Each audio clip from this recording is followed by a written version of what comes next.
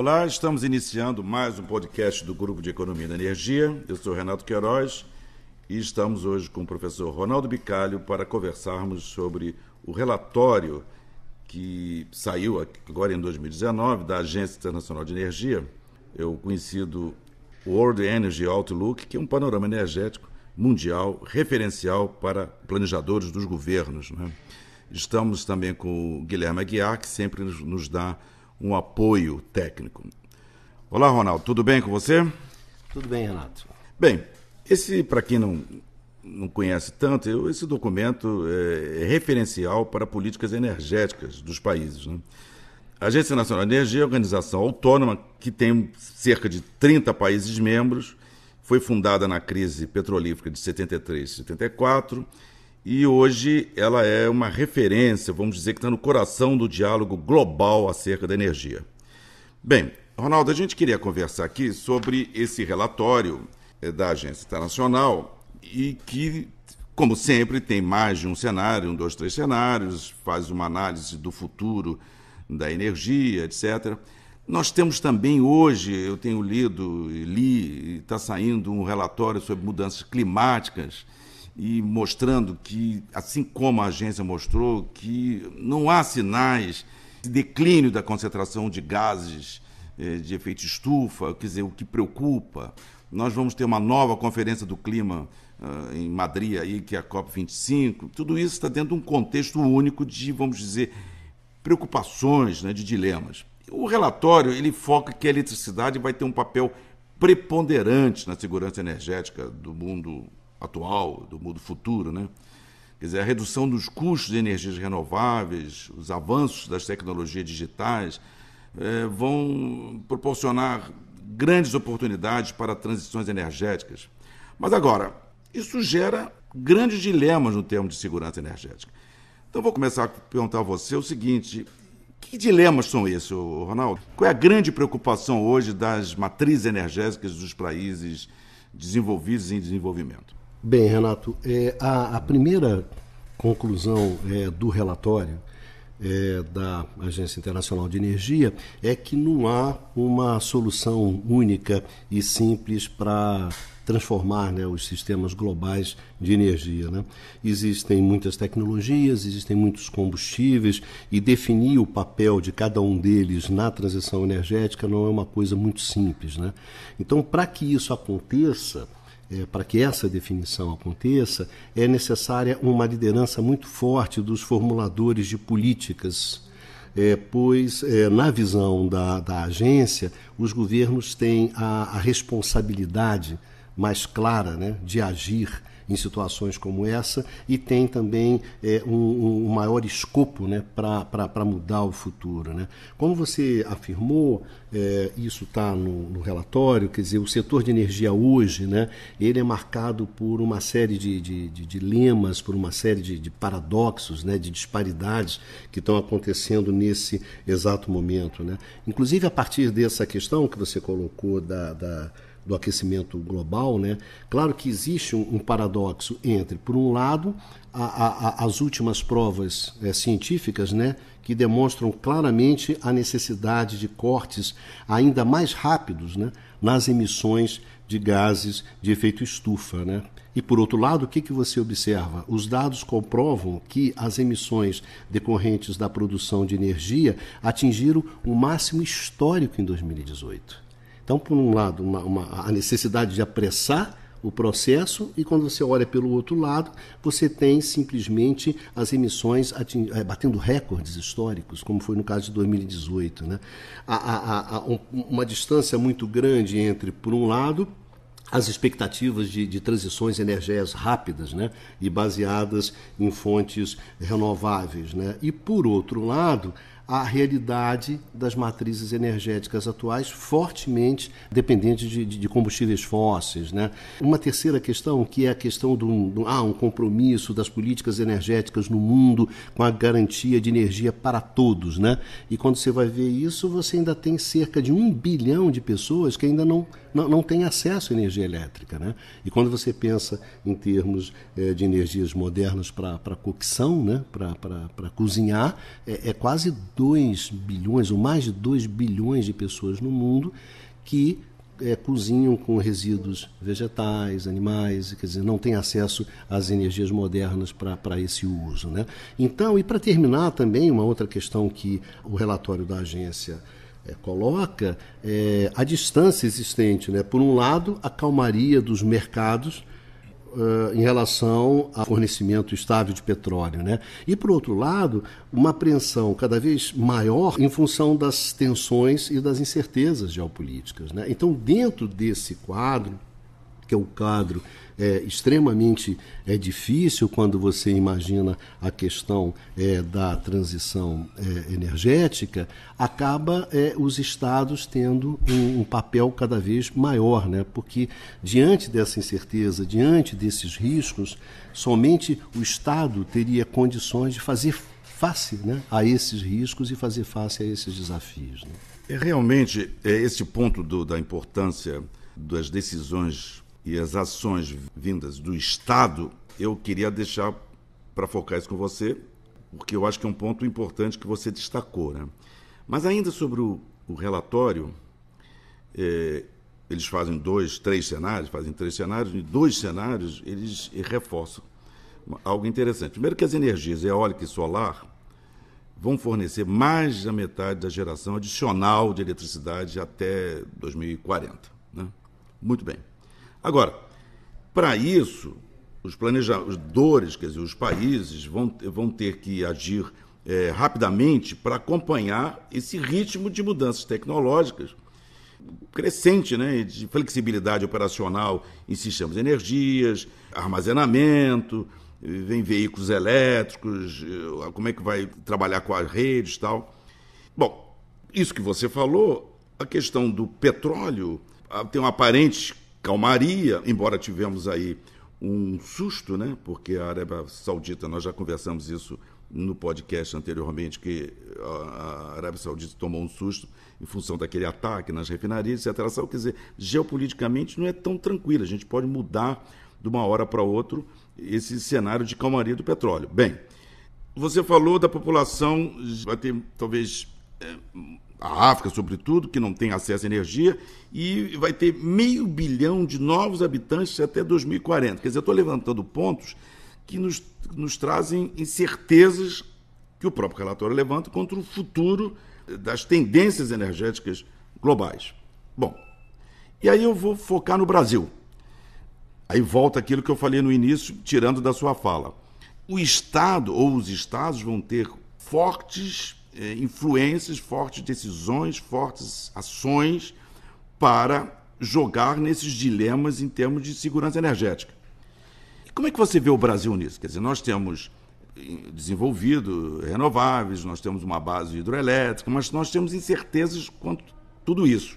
Como é que você está vendo o Brasil nessa posição dos estados assumirem essas soluções ou resolver determinados dilemas quanto a segurança energética futura? Como é que você vê o Brasil nesse contexto? Quando a gente fala sobre essas questões, né, o quanto que essas questões são pesadas, quando a gente fala sobre os custos envolvidos na transição, sobre os prejuízos, os ganhos, os benefícios, os ônus.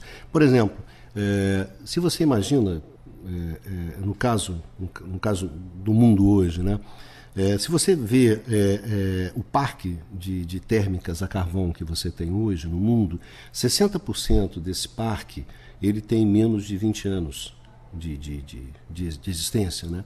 Isso significa que essas plantas elas ainda têm valor, né? Hoje elas representam alguma coisa em torno de $1 trilhão.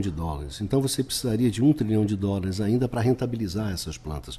Então quando a gente fala assim, o que a gente vai fazer? A gente vai afundar esse $1 trilhão?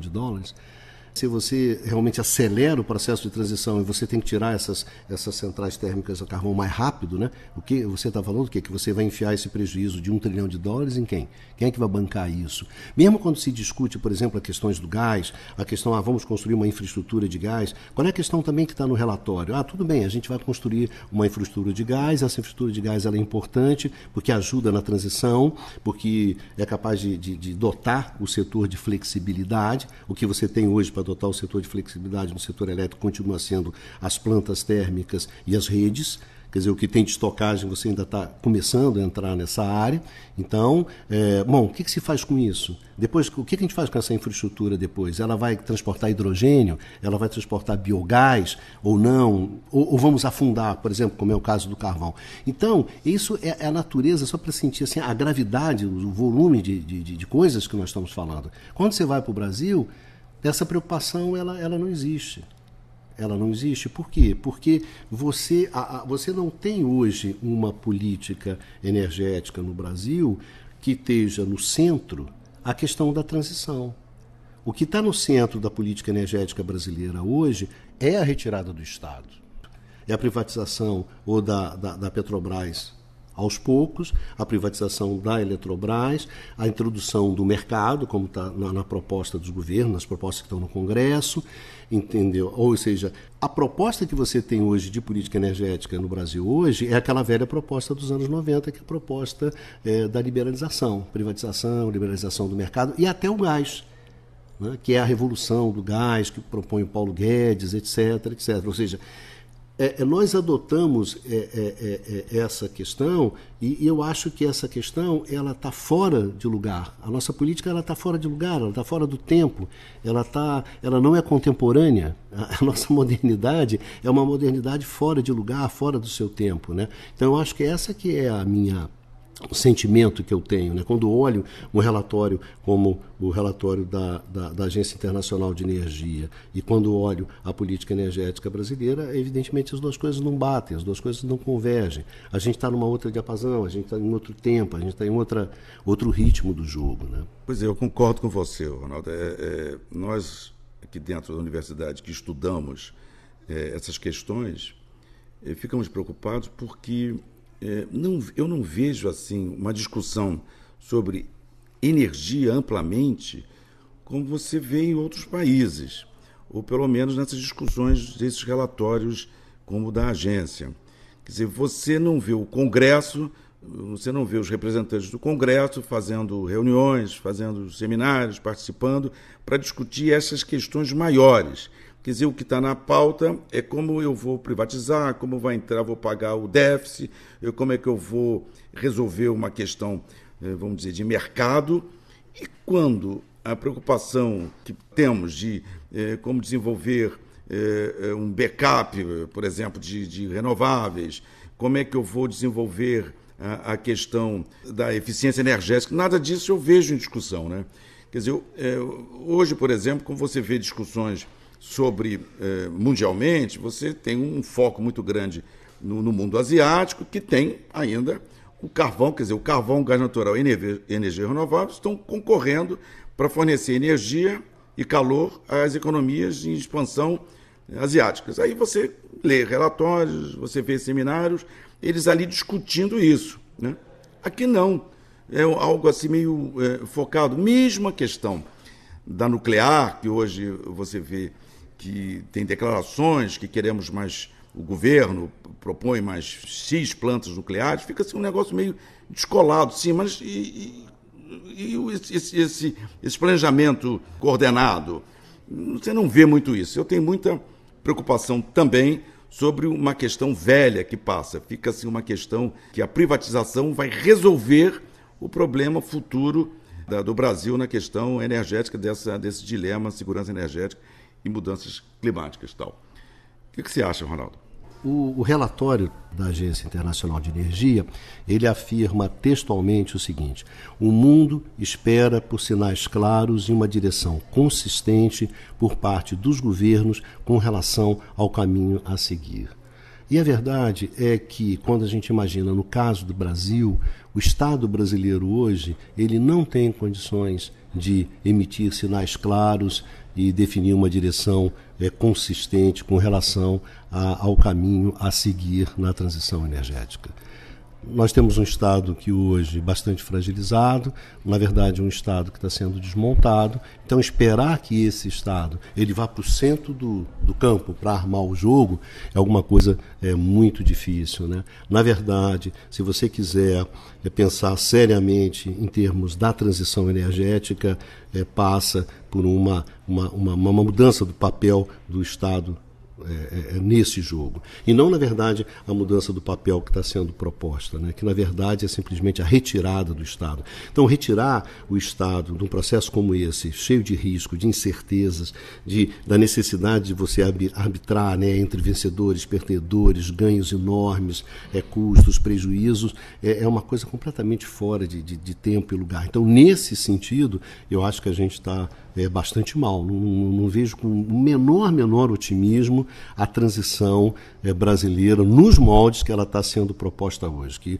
os moldes que ela está sendo proposta hoje não tem transição coisa nenhuma. Não tem transição coisa nenhuma, não tem política de transição coisa nenhuma. Tem uma política de privatização, tem política de ampliação de mercado livre, no caso, né, específico do setor elétrico, que a gente conhece bastante. Enfim, é isso que está colocado na mesa. É a velha tradição, a velha política liberal dos anos 90, tentando, num momento que nós não estamos mais na década de 90. Né? Os problemas de hoje não são os problemas dos anos 90, mas é o que tem colocado na mesa. É muito ruim. E você vê medidas, que vai ser foco do podcast que nós estamos divulgando, medidas de regulação extremamente contraditórias com a evolução do mundo moderno, como essa questão da solar, né? A própria agência ANEEL colocando restrições, vamos dizer, no desenvolvimento da fotovoltaica nas residências, que é um outro assunto. Ou seja, parece assim que falando na linguagem de futebol, parece que é uma pelada o que nós estamos vendo aqui no setor energético brasileiro, e o Estado sendo desmontado numa hora que deveria estar extremamente sendo discutida a sua função, como é que as empresas podem ser mais eficientes, etc, etc. Bom, nós estamos encaminhando para o nosso final, eu acho, do nosso podcast. Eu acho que essas questões não vão parar aqui. Eu acho que o próprio relatório, aconselho até aqueles que envolvidos em energia que leiam esse relatório e começam a meditar sobre o que ele sinaliza. E nós aqui certamente vamos voltar a esses assuntos voltados à energia como um todo. Ronaldo, eu agradeço a sua participação aqui nessa nossa discussão. Agradeço também ao Guilherme com o apoio técnico. Um abraço e espero que todos continuem escutando os nossos podcasts do Grupo de Economia da Energia. Um abraço, Renato, e um abraço a todos os nossos ouvintes.